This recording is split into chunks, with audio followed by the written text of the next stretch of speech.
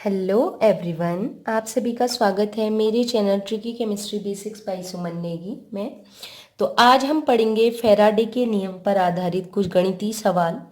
ये सवाल मैंने एनसीईआरटी की बुक से लिए हैं। इसके अलावा कुछ अदर क्वेश्चन भी मैं इंक्लूड कर रही हूँ जो आपको आईआईटी या नीट के एग्ज़ाम की प्रिपरेशन के लिए भी हेल्प करेगा। तो पहले हम एनसीईआरटी के क्वेश्चन करेंगे, जिसमें मैंने सभी क्वेश्चन में एनसीईआरटी लिख दिया है, ये एनसीईआरटी बुक के। ठीक है, तो हम स्टार्ट करते हैं। और अगर आपने इससे पहली वाली वीडियो मतलब जिस पर ये बेस्ड है फैराडे का नियम नहीं देखा है तो प्लीज़ फैराडे का नियम जरूर देखें, प्लेलिस्ट में मैंने डाल दिया है, आप जरूर देखें। ठीक है, तो पहला क्वेश्चन है, कॉपर सल्फेट के विलयन को 1.5 एम्पियर की धारा से 10 मिनट तक विद्युत अपघटित किया जाता है। कैथोड पर निक्षेपित कॉपर का द्रव्यमान क्या हुआ। ठीक है, ये दिया है, मतलब ये है हमारा प्रथम नियम पर आधारित। ठीक, तो कॉपर सल्फेट के विलयन को इतनी एम्पियर की धारा, मतलब ये क्या दिया है, एम्पियर दिया है, मतलब ये विद्युत धारा आई दिया है। तो सबसे पहले आप गिवन लिखिए, तभी समझ में आएगा क्या क्या है। तो आई दिया है 1.5 एम्पियर, ए लिख दिया उसको मैंने। और 10 मिनट तक समय दिया है, टी दिया है 10 मिनट, लेकिन मैंने कहा था जब भी मिनट या घंटा दिया उसको सेकंड में बदलेंगे। तो 1 मिनट में होते हैं 60 सेकंड, तो 10 मिनट में कितने हो जाएंगे, 60 × 10 मिनट, तो हो जाएगा 600 सेकेंड। अब इसके अलावा हमें जरूरत पड़ेगी जो निक्षेपित हो रहा है, कौन निक्षेपित हो रहा है, पूरा विलयन नहीं हो रहा है, केवल कॉपर निक्षेपित हो रहे हैं। तो कॉपर का ग्राम मोलिकुलर मास मतलब इसका अणुभार। ठीक है, परमाणु भार कह सकते हैं, कॉपर का है तो जीएम कह सकते हैं, लेकिन चलेगा। ठीक है, तो ये है 63.5। ठीक है, ये वैल्यू ऐसे आपको दी जाती हैं, फिर भी आप कॉपर, जिंक, एजी, ये कुछ 3 ऐसे हैं, इनके आप याद कर लीजिए। ठीक है, परमाणु भार। इसके अलावा देखिए आपको रिएक्शन करनी पड़ेगी, मैं आपको बता दे रही हूँ करेंगे कैसे। तो आपको CuSO4 विलयन दिया है, उससे हमें कॉपर में बदलना है। जब भी आपको ऐसा कोई क्वेश्चन दिया हो, आपको समझ में ना आ रहा हो, तो आपने ये लिखा CuSO4। ठीक है, Cu एक होता है और SO4 एक होता है, ऐसे समझिए। तो देखिएगा जो SO4 होता है उस पे होता है 2 निगेटिव, तो जितना निगेटिव इस पे है उतना निगेटिव पहले वाले पर भी होगा, मतलब इस पे क्या होगा, 2 पॉजिटिव। तो कॉपर पे क्या है अभी, 2 पॉजिटिव चार्ज, यहीं से पता चल गया। तो रिएक्शन आपको जरूर करनी पड़ेगी, अभिक्रिया जरूर दिखानी पड़ेगी अगर आपको ये करने हैं तो फैराडे के नियम। तो Cu2 पॉजिटिव निकल गया था, जब हमने इसको विभाजित किया, वियोजित किया, तो ये बन गया Cu2 पॉजिटिव आयन। ठीक है, इसको हमने बदलना है, किसमें, कॉपर का निक्षेपण करना है, कैथोड में इकट्ठा करना है। तो कैथोड में जो कॉपर इकट्ठी होगी वो Cu के रूप में होगी, मतलब Cu2 पॉजिटिव को कॉपर में बदलना है। तो एक ट्रिक बता रही हूँ, देखिए आपको इसको इसमें बदलना है तो आपको क्या करना है, घटाना है, बस मैं वो बता रही हूँ। Cu2 पॉजिटिव में से यहाँ आवेश है 2 पॉजिटिव और यहाँ क्या है, कोई भी आवेश नहीं, 0। तो 2 में से कितना घटाऊं कि 0 आवेश आ जाए, तो आप कहोगे 2 में से 2 घटा दो। तो जो आपने घटाना है ना, उसको आप लिख दो 2 इलेक्ट्रॉन, और लेकिन चिन्ह आएगा धन का, ध्यान रखना है। ठीक है, तो जितना आपको घटाने के लिए कह रही हूं, मतलब 2 में से कितना घटाओ कि 0 आ जाए, तो आपने कहा 2, तो यहां पर प्लस करके लिख देना, +2 इलेक्ट्रॉन लिख देना। ठीक है, उतने इलेक्ट्रॉन, तो इसमें बदल गया, ठीक हो गया। तो ये जो इलेक्ट्रॉन है, ग्रहण किए गए इलेक्ट्रॉनों की संख्या, इसको बोलते हैं एन फैक्टर। एन फैक्टर कितना हो गया, 2, तो ये ग्रहण किए गए इलेक्ट्रॉन है। अब लगाएंगे फॉर्मूला, फॉर्मूला यही है जो मैंने पहले भी आपको बताया था, m, इसको याद कर लीजिए अच्छे से, m=GMM × IT upon n factor into Faraday. तो देखिए मैंने वैल्यू सारी रख ली हैं, जो जो वैल्यू दी हैं, अब इनको हम सॉल्व करेंगे। देखिए, तो कॉपर का द्रव्यमान m, कॉपर का ये द्रव्यमान है, ठीक है, W है, जिसे हम ग्राम में कह रहे थे। तो मैंने गुणा कर दिया तो ये वैल्यू आई, नीचे वाली वैल्यू को गुणा किया तो ये आई 10 से 10 कैंसिल। अब इस वैल्यू को इससे डिवाइड करेंगे तो हमारा आंसर आ चुका है 0.2961 ग्राम।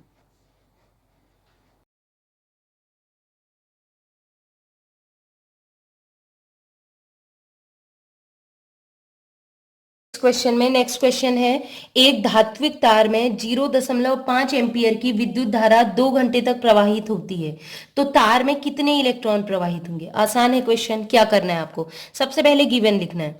तो आपने लिखा है एम्पियर, एम्पियर देखते ही आप समझ गए, आई दिया है, विद्युत धारा दी है आई 0.5 एम्पियर, कितने समय तक, 2 घंटे।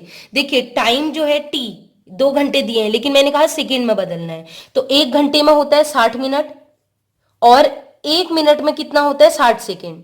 ठीक है, तो ये तो 1 मिनट की बात हो गई, लेकिन 2 घंटे में कितना हो जाएगा, 2 गुणा 60 गुणा 60, ये तो करना आता है ना आपको। तो गुणा करके आ गया 72 सेकेंड, मतलब 2 घंटे में कुल सेकेंड कितने होंगे, 72 सेकेंड। तो टाइम समय हमें पता चल गया 72 सेकेंड। आई विद्युत धारा पता चल गया 0.5। तो निकालने हमें तार में कितने इलेक्ट्रॉन प्रवाहित होंगे। तो पहले मैं आपको बताती हूँ फॉर्मूला कौन सा यूज करना है। सबसे पहले तो आप उसी फॉर्मूले में जाएं जो मैं हमेशा बता रही हूँ, M=GMM into I T. GMM होता है अणुभार, ठीक है, into I T upon NF into F. ठीक है, अब आपको क्या करना है, GMM को आप यहां लेके जाए। क्या कहा है, तार में कितने इलेक्ट्रॉन प्रवाहित होंगे, है ना, प्रवाहित होंगे। ठीक है, तो GMM को इसको अपॉन में ले जाएंगे, M के अपॉन में, इक्वस टू ये हो जाएगा IT upon N factor into F. तो आपको पता है कि M ग्राम में द्रव्यमान बट्टे अणुभार, इसको हम मोल भी तो कहते थे। मैंने जब विलियन चैप्टर में मोल संकल्पना बताई थी तो बताया था ना, small n equal to W/GMM। W मतलब द्रव्यमान, M भी लिख सकते हैं, M/GMM बताया था ना। तो इसकी जगह पर हम मोल लिख सकते हैं, n इक्वल टू, फॉर्मूला वही रहेगा, इसकी जगह पर n मोल लिख देंगे, equal to IT upon NF into F. तो हमने मोल का फॉर्मूला क्यों रखा है अभी समझ में आ जाएगा। ठीक है, मोल n इक्वल टू हो गया, I की वैल्यू रख दी, T की वैल्यू रख दी, NF यहाँ पर हमें दिया नहीं है, मतलब कितने इलेक्ट्रॉन ग्रहण हो रहे हैं, त्याग हो रहे हैं। तो आप NF की वैल्यू कंडीशन के अकॉर्डिंग इग्नोर कर सकते हैं, तो ये मैंने हटा दिया, या 1 मान सकते हैं इसको। ठीक है, तो F दिया है हमें 96500, मतलब ये है फेराडे। फेराडे का मान आपको पता है ना, बताया था मैंने पिछली वीडियो में। तो इस ये नियतांक होता है और उसका मान होता है 96,500, ये आपको याद रखना पड़ेगा। ठीक है, तो अब वैल्यू रखेंगे, रख लिया। अब हमने इसको मल्टीप्लाई किया तो ये आ गया 3600 अपॉन 96,500। अब इससे इसे डिवाइड कर दें तो डिवाइड करने पर मोलों की संख्या आ गई 0.037। अब आप थोड़ा सा पुरानी वीडियो में याद कीजिए, मैंने कहा था 1 मोल इलेक्ट्रॉन इक्वल टू कितना होता है, 6.022 इंटू 10⁻23। ठीक है, चलिए, अगर आपको टिपिकली नहीं समझना है तो मैं सिंपल फॉर्मूले से बताती हूँ। आप जब हम विलियन चैप्टर पढ़ रहे थे मोल संकल्पना, उसमें मैंने बताया था मोल n इक्वल टू होता है n अपॉन 6.022 इंटू 10⁻23। ये n है इलेक्ट्रॉनों की संख्या, या अणुओं की संख्या, या प्रोटॉनों की संख्या। तो इस समय इलेक्ट्रॉनों की संख्या पूछ रहा है तो n हो जाएगा कैपिटल M, इलेक्ट्रॉनों की संख्या। n हमें पता चल गया, स्मॉल m मोलों की संख्या, तो यहाँ वैल्यू रख दीजिए। तो ये फॉर्मूला मैंने रख दिया, देखिए इलेक्ट्रॉनों की संख्या n, इस वैल्यू को यहाँ लेके जाएंगे, स्मॉल n इंटू 6.022 इंटू 10⁻23। तो स्मॉल n का मान हमारा निकाल के आ गया 0.037, इससे गुणा कर दीजिए तो मल्टीप्लाई करके आंसर आ गया। आप चाहें तो 1 दशमलव इधर कर सकते हैं, 0.2 यहाँ हटाएंगे। ठीक है, तो यहां से क्या हो जाएगा, ये एक वैल्यू यहां से कम कर देंगे तो क्या हो जाएगा 2.246 इंटू 10⁻, ये क्या हो जाएगा, एक पॉइंट यहाँ हटा रहे हैं ना, तो एक पॉइंट यहाँ हटाएंगे तो बट्टे में 10 आ जाएगा। 10 की घात मतलब कुछ नहीं है तो 1 है, ये तो आता है ना करना, 10 की घात 1 ऊपर आएगा, 10 की घात -1, मतलब 23 में से 1। जितने पॉइंट आप इधर खिसकाते हैं उतना आप क्या कर देंगे, ये घात कम करते जाएंगे, तो यहाँ पर आ जाएगा 22। चाहे तो कर सकते हैं, वरना ऊपर वाली वैल्यू भी ठीक है। तो ये हमारा आंसर हो गया। तो मूव करते हैं नेक्स्ट क्वेश्चन में, ये भी बहुत आसान है। Cr2O7 2 नेगेटिव आयनों के 1 मोल के अपचयन हेतु कूलाम में विद्युत की कितनी मात्रा की आवश्यकता होगी। ये कह रहा है 1 मोल में कितनी आवश्यकता होगी। ठीक है, तो इसके लिए उसने इक्वेशन समीकरण दी है, कूलाम में विद्युत की, कूलाम में विद्युत की मात्रा कह रहा है। जब भी आपसे विद्युत की मात्रा कहे तो आपसे समझ लीजिए कि आपसे क्या पूछ रहा है, क्यों पूछ रहा है। ठीक है, तो रिएक्शन आपको दी गई है, Cr2O7 2 negative plus 14H positive plus 6 electron equals to 2Cr3 positive plus 7H2O। तो इसका मतलब है इसका कितना है, कह रहा है 1 मोल, इसके 1 मोल को Cr3 पॉजिटिव 2Cr3 पॉजिटिव में बदलने के लिए कितने इलेक्ट्रॉनों की जरूरत हो रही, 6। ठीक है, तो इसका मतलब है 6 इलेक्ट्रॉनों की जरूरत है, मतलब 6 फेराडे की जरूरत है। ठीक है, आंसर तो यही हो गया। ये तो यूनिटरी मेथड है, प्रॉपर मेथड से इससे निकालेंगे। Q इक्वल टू बताया था ना n फैक्टर इंटू एफ, तो हम वैल्यू रख लेंगे, आंसर आ जाएगा। Q हमें निकालना है, आवेश निकाले हैं, n फैक्टर यही तो होता है, इलेक्ट्रॉनों की संख्या को n फैक्टर कहते हैं। कितना है 6, और फेराडे तो फेराडे ही है, फेराडे का मान रख लीजिए। Q इक्वल टू, तो ये वैल्यू रख ली हमने फेराडे की, और ये मल्टीप्लाई करके ये आ चुका है। कुल विद्युत की कितनी मात्रा की जरूरत होगी, 5,79,000। ठीक है, तो ये हो जाएगा कूलाम इसका मात्रक। चलिए, तो ये क्वेश्चन हो गया।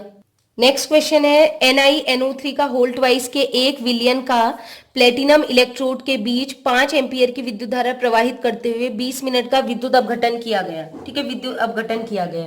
निकिल की कितनी मात्रा कैथोड पर निक्षेपित हो रही, मतलब निकिल का द्रव्यमान एम पूछ रहा है। आई दिया है 5 एम्पियर, टी समय दिया है 20 मिनट, मिनट को सेकेंड में बदलेंगे तो उसके लिए हमें 60 से गुणा करना पड़ेगा। 1 मिनट में 60 सेकेंड होते हैं, इसलिए टोटल हो जाएगा 60 गुणा 20 इक्वल टू 1200 सेकेंड। जीएमएम अणुभार जो होता है, सॉरी परमाणु भार कहेंगे, निकिल का परमाणु भार होता है 58.7। ये आपको पेपर में दिया जाएगा और वैसे आप कुछ का याद कर लीजिए, मैंने कहा था आपसे। और एन फैक्टर हमें निकालना पड़ेगा रिएक्शन से। कैसे निकालेंगे, ये जो आपको दिया है इसको 2 भागों में तोड़ेंगे। तो देखिए NiNO3 का होल ट्वाइस ये दिया है, इसको 2 भागों में तोड़ते हैं। देखिए निकिल पे आवेश कितना होता है अभी हमें पता नहीं, ये निकालना है ना। NO3 पे आवेश याद रखना है, NO3 पे आवेश होता है -1। तो कितने NO3 इसके आगे लिखा है 2, इसके ब्रैकेट के बाहर लिखा है 2। तो एक NO3 पे -1 आवेश, तो 2 पे कितना हो जाएगा -2। तो मैंने कहा विलियन में जितना नेगेटिव चार्ज होगा उतना ही पॉजिटिव। तो निकिल पे चार्ज कितना आ गया 2 पॉजिटिव। तो Ni2 पॉजिटिव को हमने बदलना है किसमें, कैथोड में। अगर कोई चीज निक्षेपित हो रही है, एकत्रित हो रही है, तो वो उदासीन रूप में होगी, तो वो निकिल के रूप में होगी। तो Ni2 पॉजिटिव में से, इस 2 पॉजिटिव में से कितना घटाएं कि वो शून्य हो जाए। Ni के ऊपर कुछ नहीं है, कोई आवेश नहीं है तो शून्य है। तो 2 पॉजिटिव में से कितना घटाऊं कि 0 हो जाए, तो आप कहोगे 2। ठीक है, तो 2 ये जो है वो इलेक्ट्रॉन के रूप में होंगे। आपने लिखा 2 इलेक्ट्रॉन, लेकिन साथ में साइन माइनस का मत कीजिएगा, प्लस लिखेंगे। ठीक है, तो अब आपको क्या करना है, वही फॉर्मूला लगाना है, M=GMM into IT upon n factor into F. ठीक है, एन फैक्टर ये होता है इलेक्ट्रॉनों की संख्या कितनी है 2। तो वैल्यू मैंने सारी रख ली है। ये GMM निकिल का परमाणु भार है 58.7, आई दिया है 5 ampere, time 1200 second upon n factor है 2, और ये फेराडे का मान तो आपको पता है 96,500 होता है। 00 से 00 कैंसिल हो जाएगा। इसके अलावा इनको कैलकुलेट करते हैं अपर वैल्यू और लोअर वैल्यूज को। तो इनको मैंने मल्टीप्लाई किया तो आया 3522, और नीचे वैल्यू को मल्टीप्लाई किया तो ये आ गया 1930। तो अब निकिल का द्रव्यमान, इसको डिवाइड कर लीजिए, आ जाएगा आसानी से। इसको डिवाइड कर लेंगे तो ये आंसर आ रहा है डिवाइड करके 1.824 ग्राम। ठीक है, तो ये हमारा आंसर आ चुका है। मतलब इतना निकिल क्या होगा, एकत्रित होगा, निक्षेपित होगा कह सकते हैं कैथोड में। तो मूव करते हैं next question, question number 5। ZnSO4, AgNO3 और CuSO4 विलयन वाले 3 विद्युत अपघटनी सेलों ABC, इनका नाम ABC रखा है, श्रेणीबद्ध किया गया है। तो बताया था ना आपको, श्रेणीबद्ध वाला किसमें पढ़ते हैं हम, फेराडे के द्वितीय नियम में। तो मतलब हमें द्वितीय नियम लगाना है। तो उसमें ये कह रहा है कि 1.5 एम्पियर की विद्युत धारा प्रवाहित की तीनों में। ठीक है, तो सेल बी की बात कर रहे हैं। सेल बी क्या है, AgNO3। तो उसमें कैथोड पर 1.45 ग्राम Ag इकट्ठा हुआ। तो विद्युत धारा कितने समय तक प्रवाहित हुई, पहले तो टाइम निकालना है। इसके अलावा ये कह रहा है कि कितना कॉपर और जिंक का द्रव्यमान एकत्रित हुआ। तो पहले मैं आपको बता दे रही हूं, ठीक है, पहले मैं आपको ये बता देती हूं कि कितना द्रव्यमान एकत्रित हुआ, देन हम समय निकालेंगे। समय आसान है। सबसे पहले आप क्या कीजिए, गिवन लिखिए। ठीक है, तो गिवन आई दिया है कितनी एम्पियर की विद्युत धारा दी है 1.5 एम्पियर। ठीक है, इसके अलावा द्रव्यमान दिया है किसका, सिल्वर का, तो मैंने द्रव्यमान एम लिख दिया, किसका, Ag का 1.45 ग्राम। इसके अलावा परमाणु भार हमें पता होने चाहिए, मैंने GMM ही लिखा है बाई मिस्टेक, तो GAM लिखोगे, GAM। ठीक है, अणुभार, परमाणु भार। जिंक का है 65.3, ये आपको दिया जाएगा। सिल्वर Ag का होता है 108, अगर आप लर्न भी कर लें तो वो भी अच्छी बात है। और कॉपर का होता है 63.5। तो हमें निकालना क्या है, एक तो जिंक कितना एकत्रित हुआ द्रव्यमान, इसके अलावा कॉपर कितना एकत्रित हुआ उसका द्रव्यमान, इसके अलावा कितने समय तक विद्युत धारा प्रवाहित की गई। तो पहले हम ये निकालेंगे। ठीक है, सबसे पहले मैं आपको तोड़ना बताती हूँ कि 3 आयन दिए हैं। एक तो दिया है ZnSO4, इसको तोड़ते हैं कि जिंक कौन से आयन में टूटेगा, ठीक है, ZnSO4। याद रखिएगा SO4 पे होता है -2 चार्ज। ये अभी आपका पीछा नहीं छोड़ेगा, जब आप आगे पढ़ेंगे ना, पी ब्लॉक पढ़ेंगे, इसके अलावा आप पढ़ेंगे उपसह संयोजक यौगिक, कोऑर्डिनेशन कंपाउंड, वहां भी आने हैं। तो आपको ऑक्सीकरण संख्या तो याद रखनी है। SO4 का होता है -2, तो इसका -2 है तो इस पे भी उतना ही चार्ज होना चाहिए, इसमें हो जाएगा +2, ठीक है। जिंक होता है +2, तो ये इसको कर लेते हैं। देखिए Zn2 पॉजिटिव, ठीक है, 2 इलेक्ट्रॉन गेन करेगा। देखिए Zn2 पॉजिटिव है, इसको बदलना है जिंक में, ठीक है। अगर देखिए किसी भी इलेक्ट्रोड पर अगर वो निक्षेपित हो रहा है तो आयन के रूप में नहीं होगा निक्षेपित, वो होगा उदासीन। तो धातु जो होता है वो अकेले भी रहते हैं तो जिंक के रूप में। तो Zn2 पॉजिटिव, 2 में से 2 पॉजिटिव में से कितना घटाऊं कि 0 आ जाए। जिंक के ऊपर अभी कोई आवेश नहीं है तो आप कहेंगे 2, तो 2 इलेक्ट्रॉन जोड़ देना, ठीक है। तो अब जिंक का सबसे पहले आपको करना क्या है, यहां पर बात होती है, आपको याद है शायद फैराडे के द्वितीय नियम में हम तुल्यांकी भार एक नया शब्द यूज कर रहे थे, ठीक है। तो तुल्यांकी भार निकालने का फॉर्मूला होता है, जब मैंने नॉर्मलता पढ़ाई थी, तो होता है अणुभार बट्टे त्यागे गए या ग्रहण किए गए इलेक्ट्रॉनों की संख्या या संयोजकता कह सकते हैं। तो इसको भी हम GMM अपॉन n फैक्टर लिख सकते हैं, क्योंकि यहां पर हम n फैक्टर किसे कह रहे हैं, n स्मॉल f किसको कह रहे हैं, त्यागे गए या ग्रहण किए गए इलेक्ट्रॉनों की संख्या, ठीक है। तो जिंक का अणुभार अभी बताया था कितना होता है 65.3 अपॉन n फैक्टर, कितने इलेक्ट्रॉन ग्रहण कर रहे हैं 2, तो इसको डिवाइड करेंगे तो यह आ गया हमारा जिंक का तुल्यांकी भार 32.65। ऐसे ही Ag का भी निकाल लेते हैं, Ag पॉजिटिव +1। अब ये Ag पॉजिटिव को भी तोड़ के दिखा देते हैं। देखिए सारे एक ही में करवा रही हूं मैं आपको, AgNO3, ठीक है। NO3 पर आवेश कितना होता है -1, तो जितना -1 है इतना भी, इसी के ऊपर प्लस भी उतना ही होगा +1। तो Ag पॉजिटिव को हमने Ag शून्य में बदलना है, कोई आवेश नहीं है। तो 1 से कितना माइनस करूं, कितना घटाऊं कि 0 आ जाए, तो आपने कहा 1, मतलब 1 इलेक्ट्रॉन जोड़ देना है, ठीक है। तो Ag का तुल्यांकी भार निकालेंगे, वो होता है अणुभार बट्टे n फैक्टर, त्यागे गए इलेक्ट्रॉनों की संख्या, ग्रहण किए गए इलेक्ट्रॉनों की संख्या।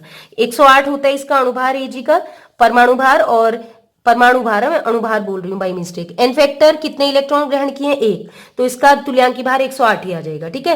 नेक्स्ट कॉपर सल्फेट का, कॉपर सल्फेट का मैं पहले भी बता चुकी हूँ, SO4 पे होता है -2, तो कॉपर के हो जाएगा +2।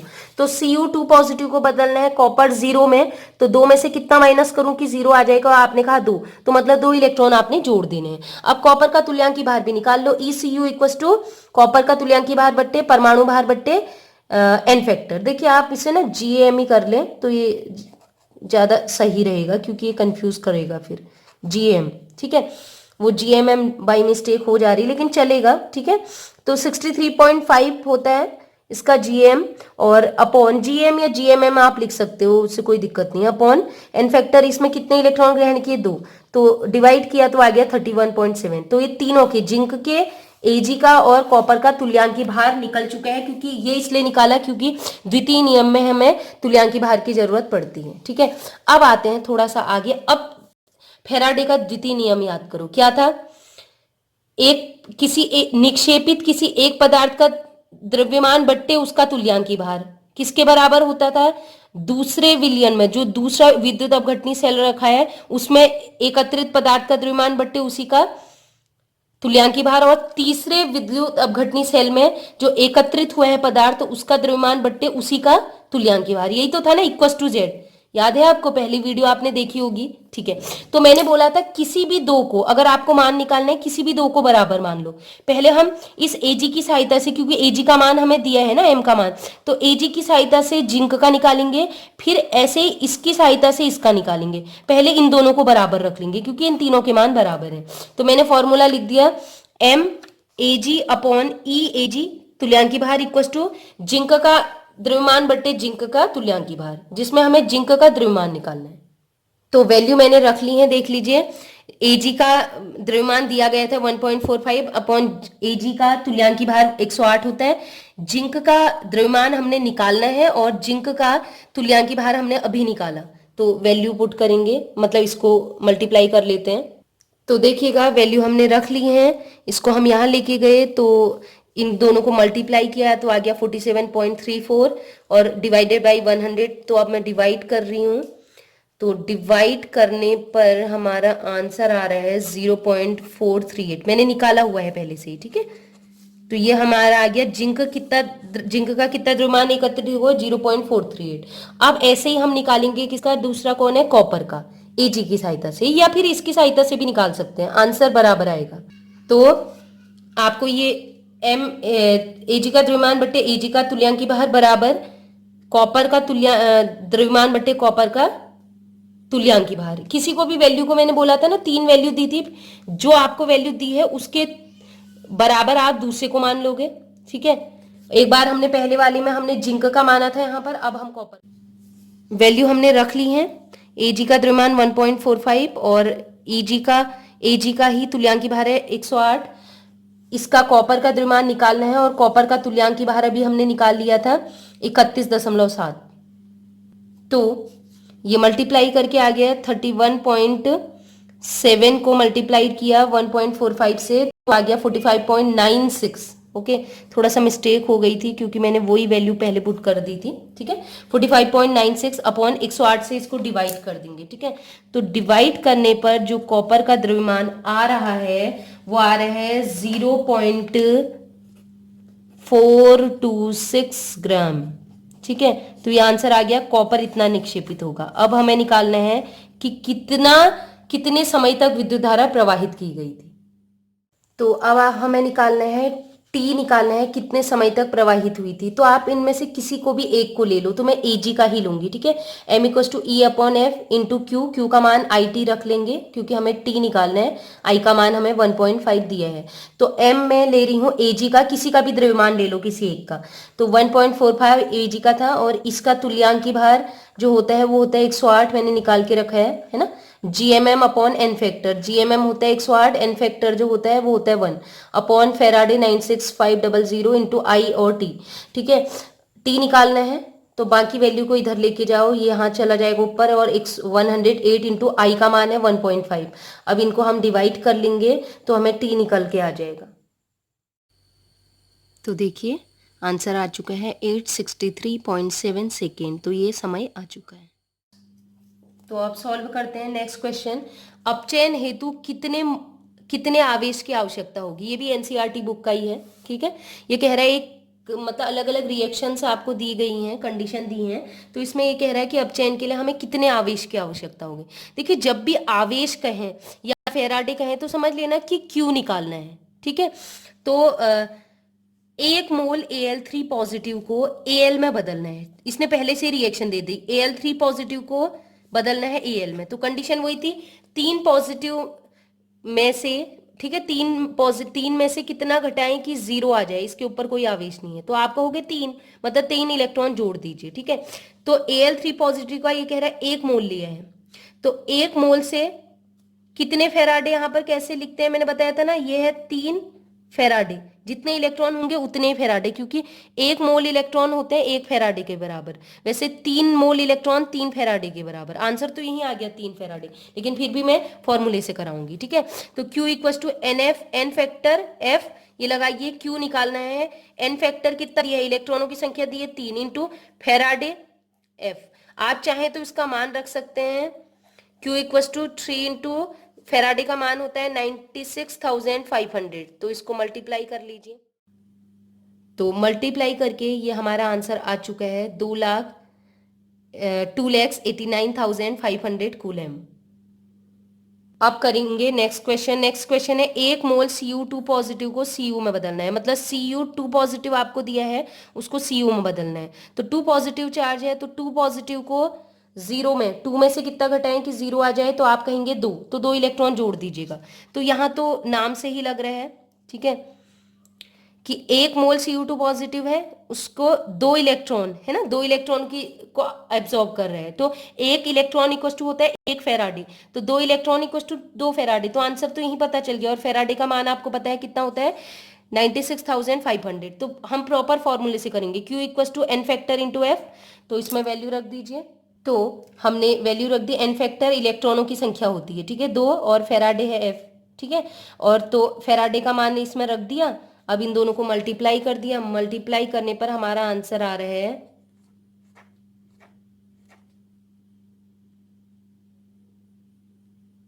तो हमारा आंसर आ रहा है 1,93,000 1000, तो ये आ गया कूलाम आवेश। ठीक है, लास्ट क्वेश्चन है इसका तीसरा। 1 मोल MnO4 नेगेटिव को Mn2 पॉजिटिव में बदलना है। तो रिएक्शन दिया हुआ है MnO4 नेगेटिव, ठीक है, MnO4 नेगेटिव, इसको हमें बदलना है Mn2 पॉजिटिव में। ठीक है, तो पहले MnO4 नेगेटिव में Mn का ऑक्सीडेशन निकालेंगे। ठीक है, पूरे का नहीं, Mn का। तो कैसे निकालेंगे, देखिए MnO4 का निगेटिव का ऑक्सीडेशन स्टेट निकालना है, Mn का निकालना है। तो Mn को ऐसे ही रख दीजिए, प्लस प्लस लगाएंगे हर तत्व को अलग करने के लिए। 4 है ऑक्सीजन, तो चाहे O plus O plus O plus O 4 बार लिखें या 4 गुणा ऑक्सीजन लिख दो, इक्वल टू जो भी आवेश होता है वो इक्वल के इधर होता है। तो माइनस लिखा है, इसका मतलब है -1। तो हमें पता है कि ऑक्सीजन का, एक ऑक्सीजन का आवेश होता है -2। ठीक है, तो 4 ऑक्सीजन का कितना हो जाएगा, -4 गुणा -2 हो जाएगा -8। ठीक है, -8 को इक्वल के इधर लेके जाइए, तो ये हो जाएगा +8। तो प्लस के 8 में से 1 घटा दीजिए, +7। तो Mn का ऑक्सीकरण संख्या आ चुकी है +7। तो +7 ऑक्सीकरण संख्या यहाँ है, देखिएगा +7 में से कितना घटाएं कि +2 आ जाए। इधर लिखा है +2, तो 7 में से कितना घटाऊं कि 2 आ जाए, तो आपने कहा 5, तो 5 इलेक्ट्रॉन यहाँ पर लिख दीजिएगा। आसान है ना ट्रिक। तो अब आप वैसे ही ट्रिक से कर लेंगे। इसका 1 मोल है और इसके कितने, 1 इलेक्ट्रॉन मतलब 1 फेराडे, तो 5 इलेक्ट्रॉन मतलब 5 फेराडे। आंसर यहीं आ गया। फिर भी प्रॉपर तरीके से रख रहे हैं। Q equal to N factor F। N factor होता है इलेक्ट्रॉनों की संख्या, वो दी है 5, इंटू फेराडे होता है 96500। तो मल्टीप्लाई कर दो, आवेश आ जाएगा। तो आंसर आ चुका है मल्टीप्लाई करके 4,82,500 कूलाम आवेश। तो नेक्स्ट क्वेश्चन है, कितने फेराडे विद्युत की आवश्यकता होगी। कंडीशन दी है, मतलब कितने फेराडे विद्युत की आवश्यकता होगी। तो आप समझ लीजिए कि ये आवेश पूछ रहा है। जब भी ऐसे पूछे कितना फेराडे, तो आप समझ लेना आवेश क्यों पूछ रहा है। ठीक है, तो लेकिन यहाँ पर दे रखा है, जैसे पहली वाली कंडीशन में ग्राम में द्रव्यमान नहीं दिया था, तो आपने सीधे सीधे Q equal to N factor F लगाया। लेकिन यहाँ पर ग्राम में द्रव्यमान दिया है, तो आप शुरू वाला फॉर्मूला लगाओगे जो मैं बता रही थी। तो पहली कंडीशन है CaCl2 से 20 ग्राम कैल्शियम मिल रहा है, मतलब CaCl2 से हमें कितना कैल्शियम मिल रहा है, 20 ग्राम। तो द्रव्यमान M दिया है 20 ग्राम, और कैल्शियम का द्रव्यमान होता है GM होता है 40। तो रिएक्शन आपको खुद करनी पड़ेगी। CaCl2 को तोड़ देते हैं। तो देखिए, क्लोरीन पे आपको पता है लास्ट 7th ग्रुप में पाया जाता है, तो इन सभी के अंतिम कोश में माइनस कितने, 7 इलेक्ट्रॉन है, तो ये 1 इलेक्ट्रॉन गेन करते हैं, तो इन पे होता है -1। तो 2 क्लोरीन पे कितना हो जाएगा, -2। तो जितना नेगेटिव है उतना पॉजिटिव, तो कैल्शियम के कितना होगा, 2 पॉजिटिव। तो ये लिख दिया मैंने। Ca2 पॉजिटिव को बदलना है Ca0 में, तो 2 में से कितना घटाएं, 0 आ जाए, तो आप लिखेंगे 2 इलेक्ट्रॉन। तो आंसर तो 2 फेराडे यहाँ पर पता चल चुका है, लेकिन ग्राम में द्रव्यमान दिया है तो वैल्यू में चेंज आएगा। देखिए क्या है, तो m इक्वल टू फॉर्मूला लगाएंगे। m जब दिया है तो equal to GMM into Q upon NF into F। क्योंकि यहाँ पर एम्पियर और समय नहीं दिया है, इसलिए Q लिखेंगे, क्योंकि Q इक्वल टू क्या होता है, IT। उसको ओपन करके की जरूरत नहीं है, Q निकालना है इसमें। तो वैल्यू रख दीजिए इसमें। तो देखिए वैल्यू मैंने रख दी, जो जो थी। GMM था 40, और एन फैक्टर ये देख लीजिए, इलेक्ट्रॉनों की संख्या थी 2, और ये लिख ही दिया मैंने। फेराडे का मान होता है 96,500, द्रव्यमान दिया है 20। तो 10 से 10 कैंसिल, 2 से 4 को डिवाइड करेंगे 2 बार। ठीक है, अब बाकी बची हुई वैल्यू को यहाँ ले जाओ, Q का मान आ जाएगा। Q इक्वस टू, ये आ गया, ये वैल्यू यहाँ ले जाओ 9650 इंटू 20 डिवाइडेड बाई, ये भी आ जाएगा 2 डिवाइड में, तो ये आ जाएगा 10। तो ये आंसर तो यहीं पर आ गया हमारा 96500 कूलाम। तो ये आंसर आ चुका है। मतलब CaCl2 के 20 ग्राम से 20 ग्राम कैल्शियम प्राप्त करने के लिए हमें कितने फेराडे, मतलब कितने विद्युत की आवश्यकता होगी, 96,500 कूलाम। और 96,500 कूलाम कितने फेराडे के बराबर होता है, 1 फेराडे। बताया था ना, 1 फेराडे इक्वल टू क्या होता है, 96,500 कूलाम। आप चाहते हैं तो इसकी वैल्यू यहाँ पर मत रखें, सीधे आंसर आ जाएगा, इतना मल्टीप्लाई नहीं करना पड़ेगा, क्योंकि वो फेराडे पूछ रहा है, F पूछ रहा है। तो 1F आ चुकी है वैल्यू। नेक्स्ट क्वेश्चन है, Al2O3 से 40 ग्राम Al आपको प्राप्त करनी है। देखिएगा यहाँ पर Al के 2 हैं और ऑक्सीजन कितनी है, 3। तो एक ऑक्सीजन पे चार्ज कितना होता है, चार्ज कितना होता है, -2, और ठीक है -2। लेकिन 3 पे कितना हो जाएगा, 3 ऑक्सीजन पे -6। अगर -6 इसमें है तो +6 यहाँ भी होगा डेफिनेटली। तो एल्यूमिनियम की बात करें तो आपने सिंपल सी ट्रिक लगाई कि एल्यूमिनियम यहाँ पर +6 स्टेट में है, +6 में से मैं कितना घटाऊं कि 0 हो जाए, क्योंकि यहाँ पर कौन सा वाला एल्यूमिनियम दिया है, उदासीन 0। तो एल्यूमिनियम +6 को एल्यूमिनियम 0 में बदलने के लिए, ठीक है, एल्यूमिनियम +6 को एल्यूमिनियम 0 में बदलने के लिए, मतलब 6 में से कितना घटाऊं, 0 आ जाएगा, तो आपको कि 6 में से 6 पूरा घटा दीजिए, मतलब 6 इलेक्ट्रॉन जोड़ने हैं इसमें, ठीक है। तो अब फॉर्मूला वही रखेंगे, m दिया है अणु, इसका द्रव्यमान दिया है 40 ग्राम, और एल्यूमिनियम का द्रव्यमान जो परमाणु भार होता है वो दिया है 27। इसके अलावा इलेक्ट्रॉन n फैक्टर है 6, ठीक है। तो वैल्यू रख दीजिए, तो वे वैल्यू रख दी। अब हमें निकालना है क्या, Q का मान, इसको F ही रहने दीजिए।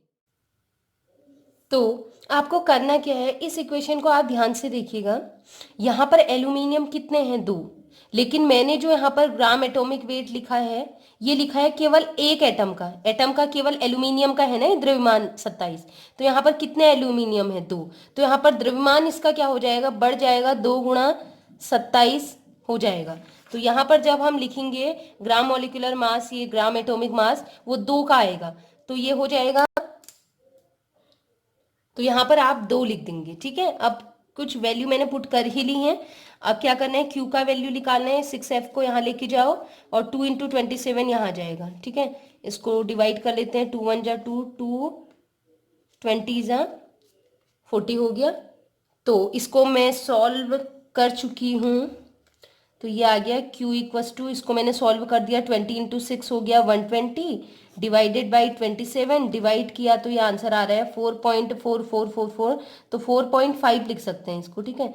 चलिए कोई बात नहीं, 4.444 ये लिख दिया, ये आ जाएगा कूलम, ठीक है। सॉरी, हम फेराडे तो लगाना ही भूल गए हैं ना, फेराडे की वैल्यू रखी नहीं थी, तो F को ऐसे ही रहने देंगे। तो ये आंसर आ गया, Q का मान Q = 4.44 या फिर 4.5 लिख सकते हैं फेराडे। तो नेक्स्ट है क्वेश्चन, निम्न को ऑक्सीकृत करने के लिए कितने कूलाम विद्युत की आवश्यकता होगी, मतलब इसमें भी क्यू निकालना है। रिएक्शन आपको क्वेश्चन उसने दिया है कि H2O को आपने O2 में बदलना है, तो पहले आपको चेंज करना आना चाहिए। H2O को जब हमें क्या करेंगे, O2 में बदलेंगे, तो रिएक्शन क्या होगी इसकी, H2O = O2, ठीक है। फिर इसको हम बैलेंस कर लेंगे, यहाँ एक ऑक्सीजन है, यहाँ भी एक ऑक्सीजन, करने के लिए हम इसे हाफ कर देंगे। हाफ का मतलब है पहले 2 ऑक्सीजन थे, O और O, उसका आधा कितना हो जाएगा, 1 O, है ना। ऐसे भी कर सकते हैं, 2 से 2 कट दिया तो आ गया 1, तो एक ऑक्सीजन यहाँ भी है। हाइड्रोजन कितने हैं, 2। जब ये वियोजित होगा तो ये किस रूप में आ जाएगा, हाइड्रोजन पॉजिटिव के रूप में, क्योंकि H पे होता है पॉजिटिव चार्ज। इसको भी उसी ट्रिक से देख लीजिए, देखिए H2O है, तो H2O में ऑक्सीजन पे होता है -2, तो इस 2 हाइड्रोजन जो ये हैं, H2 मतलब 2 हाइड्रोजन 2H, इस पर भी होना चाहिए 2 पॉजिटिव चार्ज, तो ब्रेक करेंगे तो ये बन जाएंगे 2 हाइड्रोजन, और इनके ऊपर है 2 पॉजिटिव, मतलब एक हाइड्रोजन के ऊपर 1 पॉजिटिव, तो 2 के ऊपर 2, और ऑक्सीजन के ऊपर हो जाएगा क्या, 2 निगेटिव। अब होगा क्या, ये ऑक्सीजन जो 2H पॉजिटिव है, ये तो मैंने लिख दिए हैं, और ऑक्सीजन जो है हम चाह रहे हैं कि ये निगेटिव के रूप में नहीं मिले, O के रूप में मिले, तो ऑक्सीजन पे से 2 इलेक्ट्रॉन हमने बाहर निकाल देने हैं, तो ये मैंने 2 इलेक्ट्रॉन त्याग दिए, तो जैसे इसके 2 इलेक्ट्रॉन हट जाएंगे, इसका आवेश हट जाएगा, ठीक है, तो ये O के रूप में मिलेगा। आप चाहें तो O लिख सकते हैं इसको, ठीक है, और चाहे तो हाफ O2 लिखें, एक ही चीज है, ठीक है। तो अब हम क्वेश्चन करते हैं, वही वाला विद्युत आवेश पूछा है, Q = NF × F, इलेक्ट्रॉनों की संख्या n फैक्टर दिया है, 2 इलेक्ट्रॉन, और फेराडे की वैल्यू रखने की जरूरत नहीं है, आप 96,500 रख के आंसर निकाल सकते हैं। तो जब मैंने इसमें वैल्यू रखा, इन दोनों को मल्टीप्लाई किया, 2 × 96,500, तो ये आ गया 1,93,000 कूलाम आवेश आ चुका है। नेक्स्ट क्वेश्चन करेंगे, तो नेक्स्ट क्वेश्चन है, FeO को बदलना है Fe2O3 में, तो यहाँ पर ऑक्सीडेशन स्टेट देखते हैं। FeO की, ऑक्सीजन की होती है -2, तो Fe की भी कितनी होगी, +2, ठीक है, ये तो मैंने आपको बता दिया, ठीक है। लेकिन देखिए, सबसे पहले आपको क्या करना पड़ेगा, बैलेंस करना बहुत जरूरी है बच्चों, बिना बैलेंस किए आप चार्ज बैलेंस वो नहीं करेंगे, ठीक है।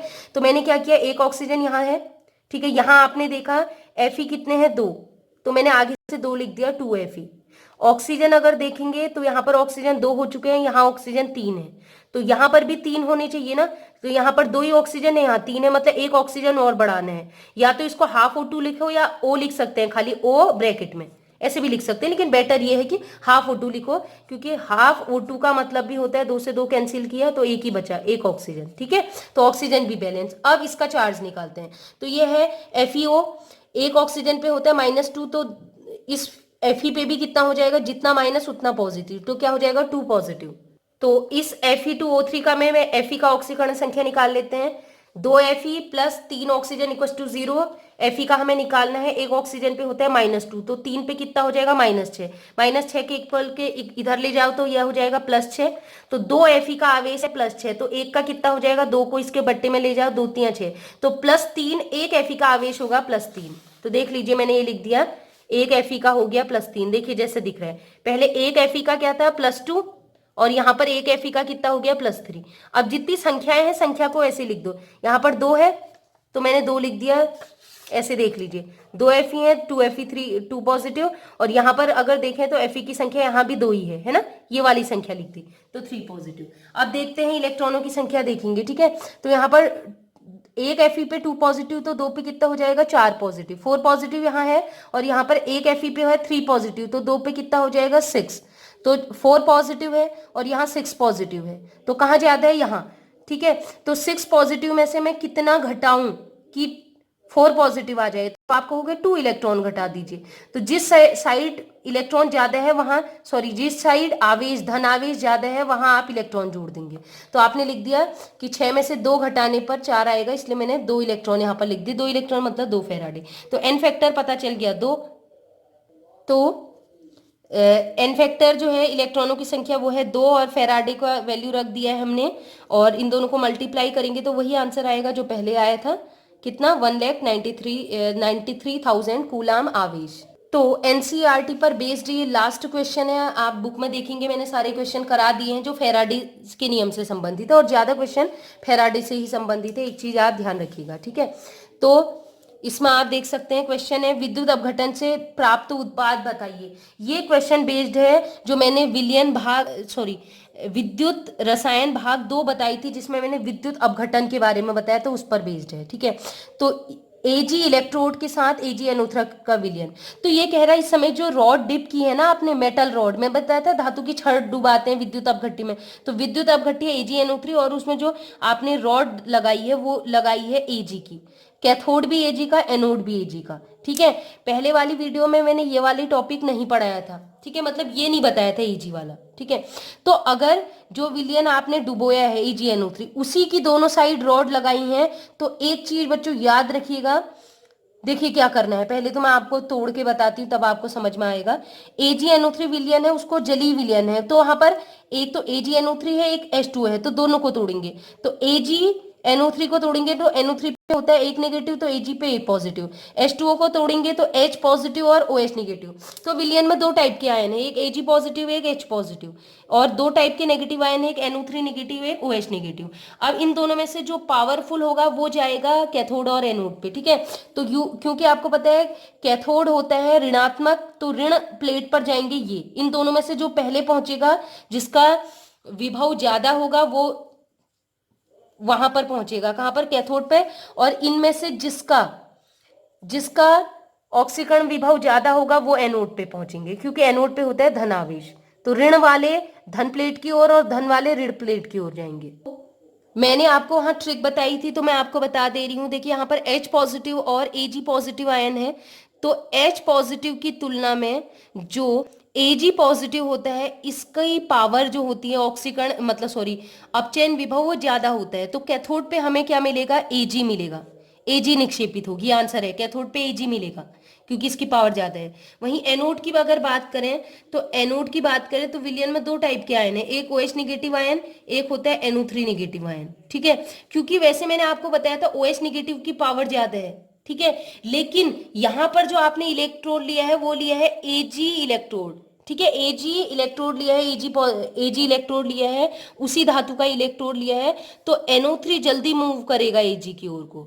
ठीक है, क्योंकि कॉमन आयन ज्यादा हो जाएंगे, तो NO3 निगेटिव जाएगा Ag की ओर।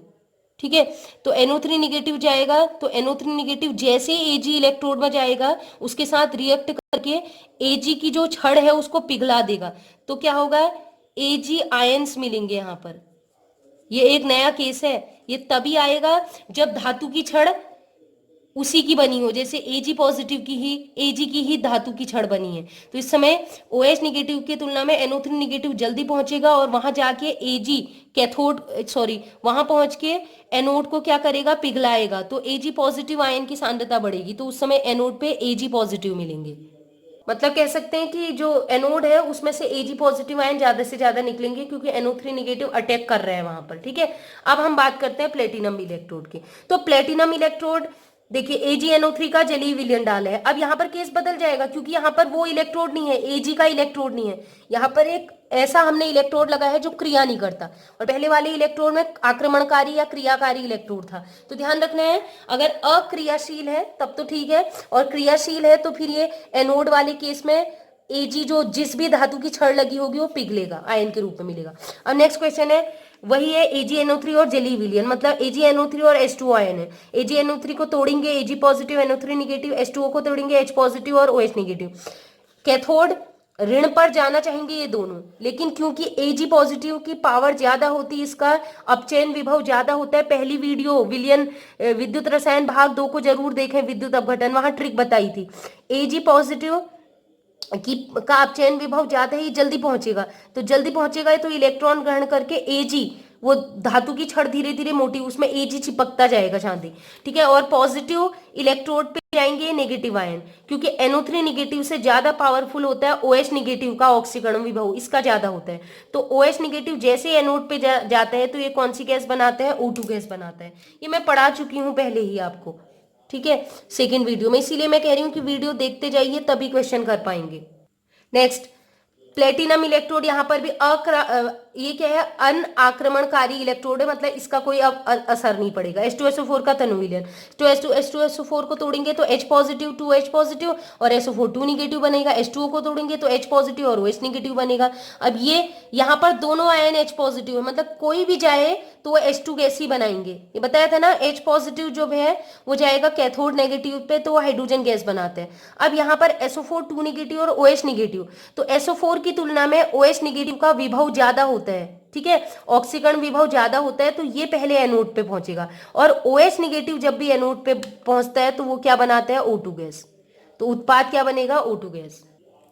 नेक्स्ट है प्लेटिनम इलेक्ट्रोड के साथ कॉपर क्लोराइड का जलीय विलयन। नेक्स्ट वही प्लेटिनम अनाक्रमणकारी है, तो इससे भी कोई फर्क नहीं पड़ेगा, कोई आयन नहीं बनेगा। ठीक है, ठोस पदार्थ या गैस ही बनेगी।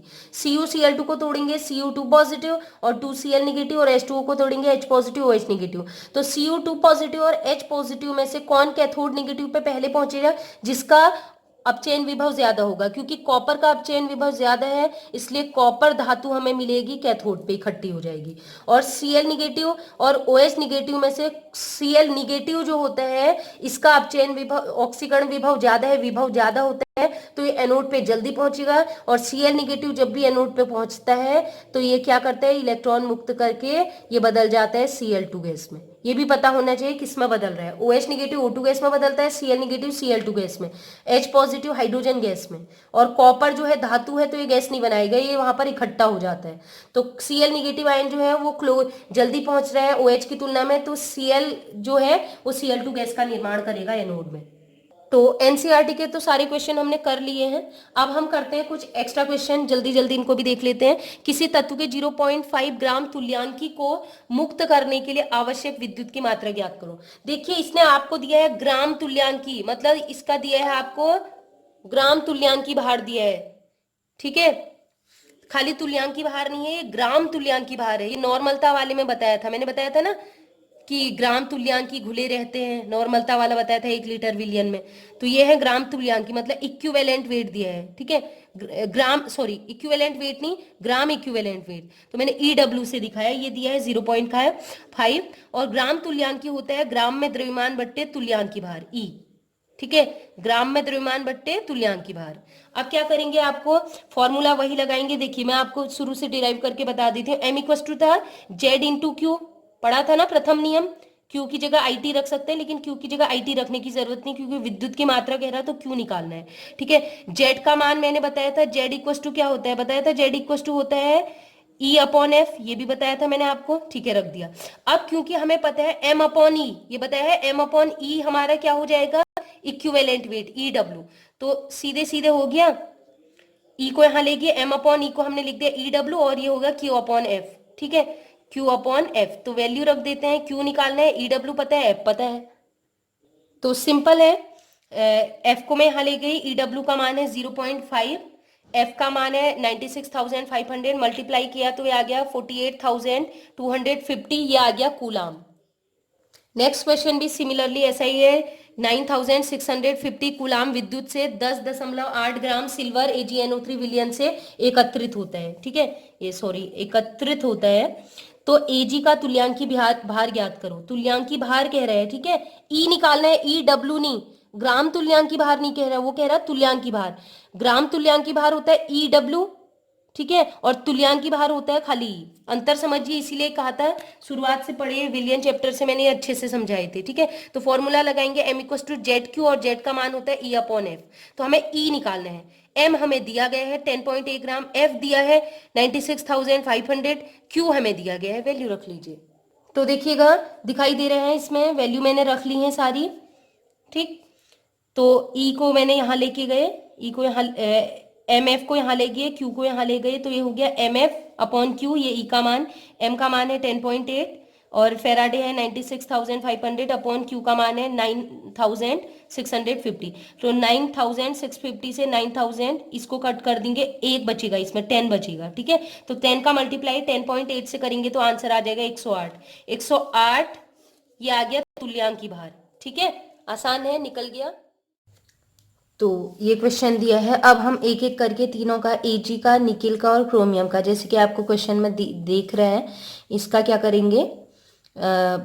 ये जो क्वेश्चन है, एक फेराडे विद्युत श्रेणी क्रम में जुड़े हैं और इसका विलयन प्रवाहित किया जा रहा है, तो इसको द्रव्यमान निकालना है कि अगर एक फेराडे विद्युत हम प्रवाहित करें तो विलयन में कितना Ag, कितना निकिल और कितना क्रोमियम एकत्रित होगा। तो इस समय इसको मैं कोई फॉर्मूले से नहीं बता रही हूँ, इसको मैं एक यूनिटरी मेथड या इकाई विधि, जो आप एक एक नियम बोलते थे, उससे कर रहे हैं, ठीक है। तो सबसे पहले Ag की बात करते हैं। तो आपको पता है Ag पॉजिटिव जो है वो Ag में बदलने के लिए कितना इलेक्ट्रॉन ग्रहण करेगा, एक। वही ट्रिक थी, एक में से कितना घटाएं कि 0 आ जाए, तो आप कहोगे एक, तो एक इलेक्ट्रॉन जोड़ देना।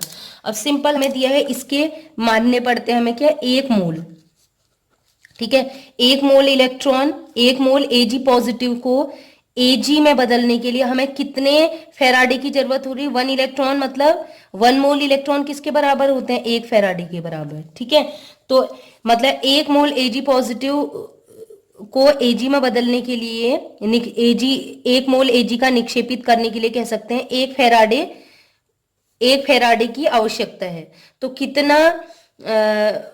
कितना पदार्थ इकट्ठा हुआ, ये भी मैं आपको बता देती हूँ। तो जब एक मोल Ag पॉजिटिव में एक फेराडे विद्युत आपने प्रवाहित की, तो यहाँ पर जो द्रव्यमान एकत्रित होता है वो होता है 1 ग्राम परमाणु, ठीक है, 1 ग्राम परमाणु, 1 ग्राम परमाणु, 1 ग्राम परमाणु कौन सा परमाणु है, Ag। तो पहले मैं आपको बता देती हूँ, देखिए मोल हमें पता है, 1 मोल N इक्वल टू होता है M अपॉन GMM, ठीक है। मोल 1 दिए हैं, इक्वल टू द्रव्यमान हमें निकालना है Ag का, बट्टे इसका Ag का परमाणु भार कितना होता है, 108। तो M का मान मतलब Ag का द्रव्यमान कितना होगा, 1 ग्राम Ag का द्रव्यमान कुल कितना होगा, 100, देख लीजिए यहाँ पर 108 होगा। तो वही है, कंडीशन सेम है, 1 मोल Ag पॉजिटिव से 108 ग्राम Ag प्राप्त करने के लिए कितने फेराडे की जरूरत हो रही है, 1 फेराडे की। तो वो यही तो पूछा है, तो 1 फेराडे अगर मैं प्रवाहित करूं इस विलयन में, तो Ag का कितना द्रव्यमान इकट्ठा होगा, सीधे सीधे आपने लिख लिया 108 ग्राम। ऐसे हम करेंगे निकिल का, Ni2 पॉजिटिव 2 इलेक्ट्रॉन ग्रहण करके निकिल में बदलता है। तो निकिल पॉजिटिव के 1 मोल लिए हैं, तो 1 मोल को से निकिल का 1 ग्राम परमाणु बनाने के लिए हमें जरूरत पड़ी कितने, 2 इलेक्ट्रॉन, मतलब 2 फेराडे की जरूरत पड़ रही है ना। 1 मोल इलेक्ट्रॉन मतलब 1 फेराडे, तो 2 मोल इलेक्ट्रॉन मतलब 2 फेराडे की जरूरत पड़ रही है। तो यहाँ पर निकिल का द्रव्यमान जो होता है वो हमने अभी बताया था कितना होता है, 59। लेकिन पूछ रहा है ये 59 ग्राम होता है एक परमाणु का, ठीक है। तो अब वो पूछ रहे हैं कि 1 फेराडे, ये तो 2 फेराडे विद्युत धारा से 59 ग्राम एकत्रित हो रहे हैं। तो अगर मैं 1 फेराडे ही विद्युत धारा प्रवाहित करूं तो कितने ग्राम इकट्ठे होंगे? ये तो आपको आते हैं ना, 59 को 2 से भाग दे देंगे, कितना आ जाएगा? तो ये आ गया 29.5 ग्राम। नेक्स्ट है क्रोमियम 3 पॉजिटिव को क्रोमियम में बदलने के लिए 3 इलेक्ट्रॉन ये ग्रहण करेगा, ठीक है। तो क्रोमियम 3 पॉजिटिव मतलब क्रोमियम 3 पॉजिटिव का 1 मोल से 52 ग्राम क्रोमियम बनाने के लिए हमने कितनी विद्युत धारा प्रवाहित की? जितने इलेक्ट्रॉन है, 3 फेराडे। लेकिन वो कह रहा अगर मैं केवल 1 फेराडे विद्युत धारा प्रवाहित करूं तो यहां कितना द्रव्यमान बनेगा? तो आपको पता है 3 फेराडे से बन रहा है 52 ग्राम, तो 1 फेराडे से कितना बनेगा? 52/3। ये 3 यहां इसमें आ जाएगा तो 1 फेराडे का आ जाएगा। तो ये आ गया आंसर। तो डिवाइड करके आंसर आ गया 17.3 ग्राम।